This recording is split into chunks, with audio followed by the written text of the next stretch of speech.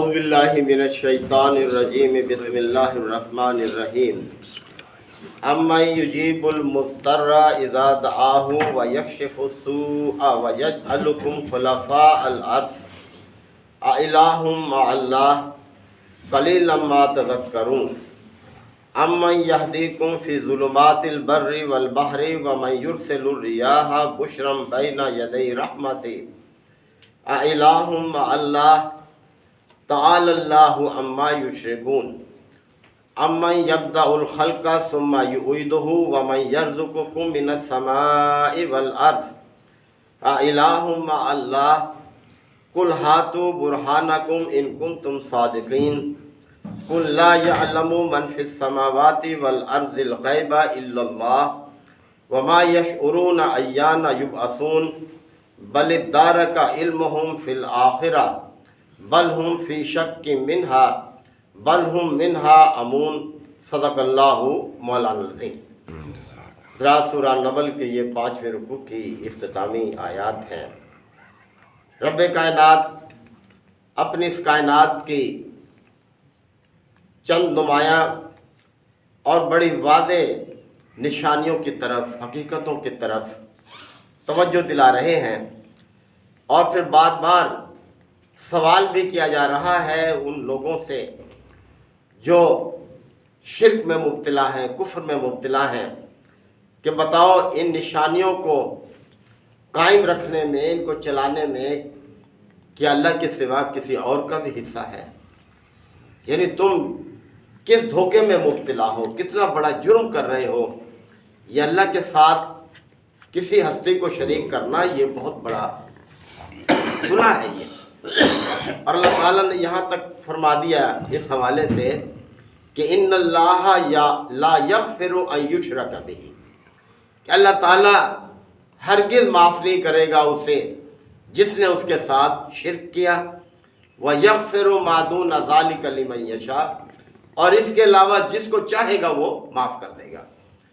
تو یہ کوئی معمولی چیز نہیں ہے اللہ کے ساتھ دوسری ہستیوں کو شریک کرنا۔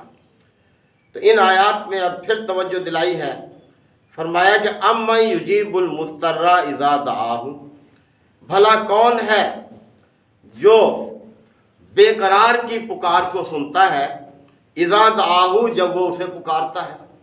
یعنی جب کوئی شخص کسی مصیبت میں مبتلا ہو جاتا ہے اور وہ ہر طرف سے مایوس ہو جاتا ہے کہ اب میری کوئی مدد نہیں ہو سکتی، تو پھر اللہ ہی کو وہ پکارتا ہے، اور اللہ اسے مایوس نہیں کرتا اور اس کی پکار کو سنتا ہے، اس کو بچاتا ہے اس مصیبت سے۔ بڑا مشہور واقعہ ہے، جب نبی کریم صلی اللہ علیہ وسلم نے 8 ہجری میں، یعنی ہجرت کے 8ویں سال، 13 سال مکے کی جد و جہد، 8 سال مدینے کی، کتنے 21 سال کی جد و جہد کے بعد مکہ فتح کیا۔ جب مکہ فتح ہو گیا تو ابو جہل کا بیٹا اکرمہ وہ وہاں سے بھاگا اپنے ساتھیوں کے ساتھ، اور جدہ پہنچا، اور وہاں جا کر ایک کشتی تیار تھی اس میں بیٹھ گیا بھاگنے کے لیے۔ نظر آ رہا تھا کہ اب ہمارا انجام کیا ہوگا، اس لیے کہ نبی کریم صلی اللہ علیہ وسلم آپ کے ساتھیوں کے ساتھ جو کچھ کیا تھا مکہ والوں نے وہ سب انہیں یاد تھا۔ اب وہ سوچ رہے تھے کہ اب ہمیں کوئی بچاؤ کی صورت نہیں ہے، اب ہمیں ختم کیا جائے گا، اب غالب آ گئے ہیں یہ مسلمان۔ جب وہ کشتی آگے پہنچی پانی میں تو ڈولنے لگی، اور بڑے پریشان اپنے سارے معبودوں کو پکار بیٹھے جن کو پکار سکتے تھے وہ، لیکن کوئی امید نظر نہیں آئی بچنے کی۔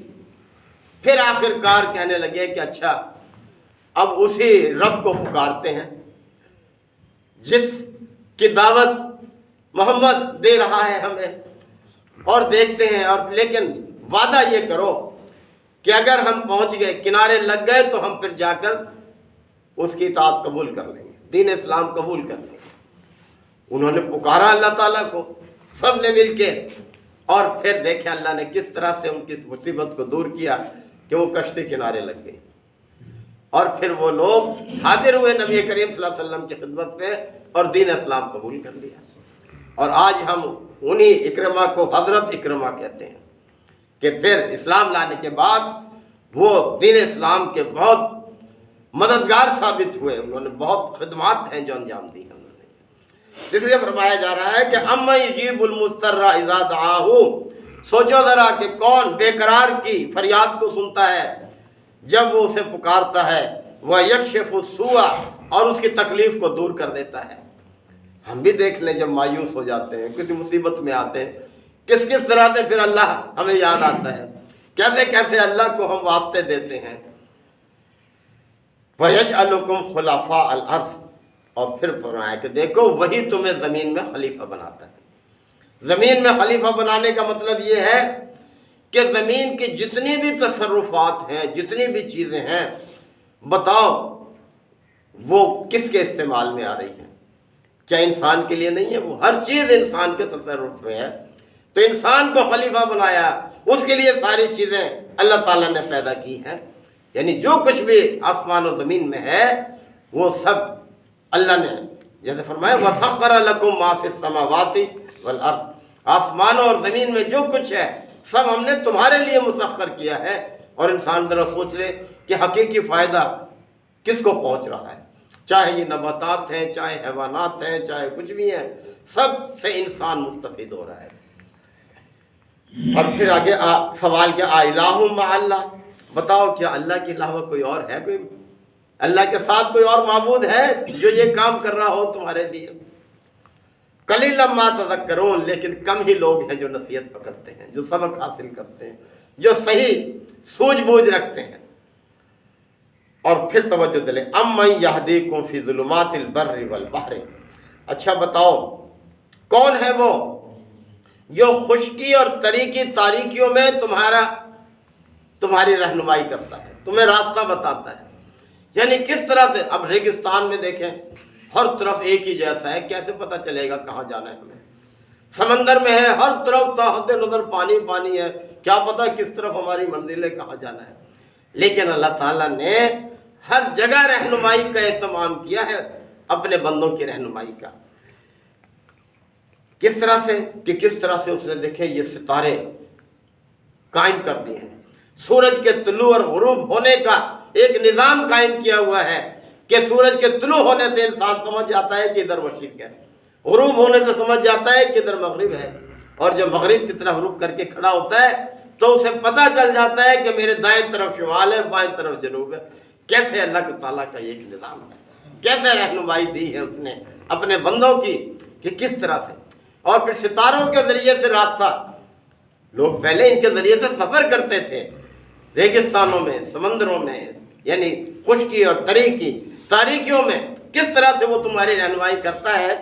اور یہ کہ وَمَن يُرْسِلُ الرِّيَاحَ بُشْرًا بَيْنَ يَدَيْ رَحْمَتِهِ، اور کون ہے جو اپنی رحمت کے آگے خوشخبری دینے والی ہوائیں بھیجتا ہے؟ یعنی جب بارش کے آثار ہوتے ہیں تو ایک ٹھنڈی ہوا ہمیں محسوس ہوتی ہے، اور ہم سمجھ جاتے ہیں کہ اس ہوا کے پیچھے بارش ہے، بارش آئے گی۔ تو اللہ نے اپنی رحمت قرار دیا ہے اس بارش کو، فرمایا اللہ اپنی رحمت کے آگے خوشخبری دینے والی ہوائیں بھیجتا ہے۔ بھلا کون ہے؟ ذرا سوچو وہ کون بھیج رہا ہے۔ پھر سوال کیا، الہ مع اللہ، کیا اللہ کے علاوہ ہے کوئی الہ، ہے کوئی خدا جو یہ کام کر رہا ہو؟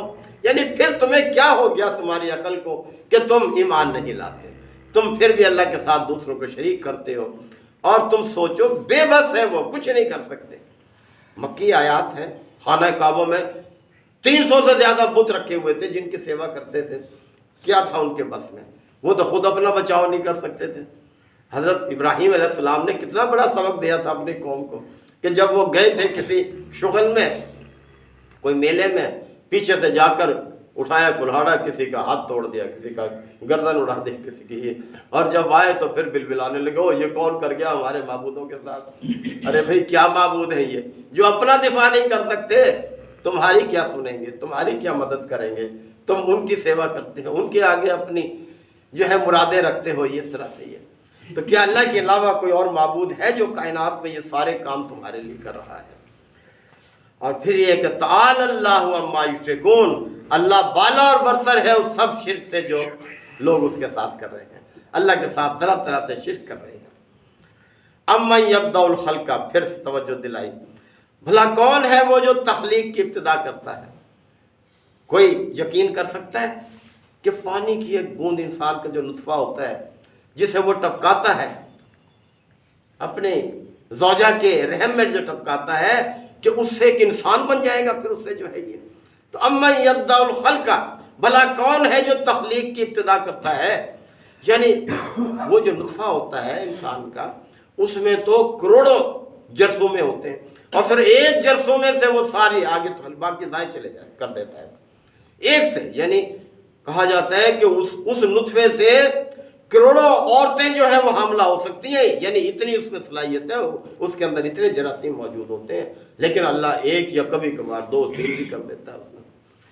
اور اسی یعنی خردبینی جرثومہ ہوتا ہے، اس کے اندر کتنی خاصیتیں ہیں کہ اسی میں سے کیا بنے گی؟ آنکھ بھی بنے گی، کان بھی بنیں گے، پھیپھڑے بھی بنیں گے، زبان بھی بنے گی، یہ ساری چیزیں دیکھیں اس جرثومے میں سب کچھ اللہ نے اس کے اندر محفوظ کیا ہوا ہے اس خاصیت کو جو نہیں۔ تو فرمایا جا رہا ہے کہ امن یبدأ الخلق، بھلا کون ہے جو تخلیق کی ابتدا کرتا ہے، ثم یعیدہ، اور پھر اس کا اعادہ کرتا ہے بار بار۔ یعنی لاکھوں اقسام کے حیوانات ہیں اور لاکھوں اقسام نباتات کی ہیں، ہر ایک میں دیکھیں کہ کس طرح سے اللہ نے خاصیتیں رکھ دی ہیں۔ کبھی ایسا نہیں ہے کہ گندم کا دانہ رکھ کے اس سے سرسوں پیدا ہو جائے، کبھی نہیں ہو سکتا یہ۔ انسان کے اس سے کبھی یا گائے بھینس سے اونٹ پیدا ہو جائے، یا اونٹ سے بھیڑ بکریاں پیدا ہو جائے، کبھی ایسا نہیں ہے۔ دیکھیں کس طرح سے اس کا ایک نظام بار بار اعادہ کر رہا ہے تمہاری آنکھوں کے سامنے، ایک نسل کے بعد دوسری نسل، دوسری نسل کے بعد تیسری نسل، ہر سال یہ فصلیں جو پیدا ہو رہی ہیں دیکھیں گے۔ تو بھلا کون ہے جو تخلیق کی ابتدا کرتا ہے اور پھر اس کا اعادہ بھی کرتا ہے؟ اور پھر سوچو وَمَن يَرْزُقُكُم مِّنَ السَّمَاءِ وَالْأَرْضِ، کون ہے جو آسمان اور زمین سے تمہیں رزق دے رہا ہے؟ یعنی کتنی اقسام کا رزق ہے جو کہ پیدا ہو رہا ہے، اللہ تعالیٰ نازل کر رہا ہے لوگوں کے لیے، اور اس رزق کی تیاری میں کتنے عوامل کار فرما ہے۔ آپ دیکھ لیں کتنی، ہر نباتات کے لیے پانی چاہیے، روشنی چاہیے، دھوپ چاہیے، درجہ حرارت چاہیے، زمین کے مختلف مادے چاہیے، یعنی کتنی چیزیں ہیں، ان سب کو مہیا کر رہا ہے اس کی نشو و نما کے لیے، پیدائش کے لیے۔ الہ مع اللہ، بتاؤ کیا اور کوئی خدا ہے اللہ کے علاوہ جو یہ کام کر رہا ہو؟ تم طرح طرح کی ہستیوں کو شریک ٹھہرا رہے۔ قل ہاتوا برہانکم ان کنتم صادقین، اے نبی صلی اللہ علیہ وسلم ان سے کہو لاؤ اپنی کوئی دلیل اگر تم سچے ہو، محض گمان کی بنیاد پر مت جھگڑو ہمارے ساتھ، ہاں کوئی دلیل ہے تو لے کر آؤ، کوئی سند تمہارے پاس ہے، اگر ان مشرکوں کو ماننے کی کوئی سند ہے تمہارے پاس تو اسے لے کر آؤ۔ قل لا یعلم من فی السماوات والارض، اے نبی صلی اللہ علیہ وسلم آپ کہہ دیجئے کوئی نہیں جانتا آسمانوں اور زمین کی غیب کی حقیقتوں کو الا اللہ، سوائے اللہ کے، یعنی آسمانوں اور زمین کی جو غیب کی حقیقتیں ہیں۔ تو فرمایا قل لا یعلم من فی السماوات والارض غیب الا اللہ، کہ اللہ کے علاوہ زمین و آسمان کی غیب کی حقیقتوں کو کوئی نہیں جانتا، یعنی چاہے فرشتے ہوں، چاہے پیغمبر ہوں، چاہے جنات ہوں، چاہے جتنے ہی برگزیدہ کوئی بزرگ ہوں، کوئی بھی زمین اور آسمان کی غیب کی حقیقتوں کو نہیں جانتا سوائے اللہ کے، اللہ ہی ہے۔ وما یشعرون ایان یبعثون، اور ان کو تو یہ بھی پتہ نہیں، اس بات کا بھی شعور نہیں کہ دوبارہ کب اٹھائے جاؤ گے۔ اللہ نے وعدہ کیا ہے کہ ضرور اٹھاؤں گا دوبارہ، پیدا کروں گا دوبارہ تمہیں، حاضر کروں گا اپنے سامنے، سزا جزا سے گزاروں گا تمہیں۔ اس بات کو نہیں مانتے تھے یہ مشرکین، کہتے تھے یہ ممکن کیسے ہے؟ ہم جب بزرگوں کا دیکھیں اب ان کی ہڈیاں بھی ختم ہو چکی ہوں گی، اور ہوتا بھی ایسے ہی ہے، ہڈیاں بھی گل جاتی ہیں، لیکن اللہ کی قدرت ہے، اللہ تعالیٰ قبر میں کیا، چاہے سمندر میں ڈوب گیا، چاہے اسے جلا کے راکھ بنا دیا، پھر بھی پیدا کرے گا، ہر ایک کو دوبارہ کھڑا کر دے گا۔ بل ادارک علمہم فی الآخرہ، بلکہ آخرت کا علم تو ان سے بالکل ہی کھو چکا ہے، مانتے ہی نہیں ہیں آخرت کو۔ یہ ہے حقیقی چیز، یعنی آخرت کو نہ ماننا ہی انسان کو غیر سنجیدہ بناتا ہے دنیا کے معاملات۔ اس کے لیے تو پھر برابر ہے، نیکی بدی، حق اور باطل، حلال حرام، پھر اس کو کوئی پرواہ نہیں ہوتی جب آخرت کا وہ منکر ہو گیا ہے، آخرت کو نہیں مانتا۔ ہم اگر یہاں آئے بیٹھے ہیں تو یہ کس لیے آئے بیٹھے ہیں کہ اللہ نے وعدہ کیا ہے میں پوچھوں گا، دوبارہ زندہ کروں گا۔ آخرت کا خوف ہمیں یہاں کے لے کر آیا۔ اگر ایک شخص پورا تول رہا ہے دکان پر بیٹھ کر، آخرت کا خوف ہے جو اس کو قائم رہے۔ اگر کوئی شخص سچ بول رہا ہے، امانت میں خیانت نہیں کر رہا، اس کا مطلب ہے کہ وہ اپنے رب کے سامنے حاضری سے ڈرتا ہے کہ مجھے حساب دینا ہے۔ بل ہم فی شک منہا، بلکہ وہ تو اس کے بارے میں شک میں پڑے ہوئے، ماننے کو تیار نہیں آخرت کے بارے میں۔ بل ہم منہا امون، بلکہ وہ تو اس کے بارے میں اندھے بنے ہوئے ہیں، انہیں دکھائی نہیں دیتا، سوچتا ہی نہیں ہے کچھ حقیقت کے بارے میں، انہیں کچھ بھی نہیں سوچتا، اور ناحق باتیں جو ہیں اس کے فلسفے بگاڑتے ہیں، اس کے لیے لڑنے جھگڑنے کے لیے تیار ہو جاتے ہیں، مارنے مرنے کے لیے تیار ہو جاتے ہیں۔ تو یہ ساری حقیقتیں دیکھیں اللہ نے انسان کو جھنجھوڑ کے رکھا ہے ان سوالات کے ذریعے سے کہ ذرا غور کرے، فکر کرے۔ اللہ تعالی ہم سب کو حقیقت کو سمجھنے کی اور اس پر عمل کی توفیق عطا فرمائے۔ وآخر دعوانا الحمدللہ وکفی وسلام علی عبادہ الذین اصطفیٰ۔ ربنا آتنا فی الدنیا حسنہ وفی الآخرۃ حسنہ وقنا عذاب النار وادخلنا الجنۃ مع الابرار یا عزیز یا غفار یا رب العالمین۔ اللہم انک عفو کریم تحب العفو فاعف عنا۔ اللہم من احییتہ منا فاحیہ علی الاسلام ومن توفیتہ منا فتوفہ علی الایمان۔ یا شافی الامراض اشف مرضانا و مرضى المسلمین۔ یا قاضی الحاجات اقض حاجاتنا و حاجات المسلمین۔ اللہم اعز الاسلام والمسلمین۔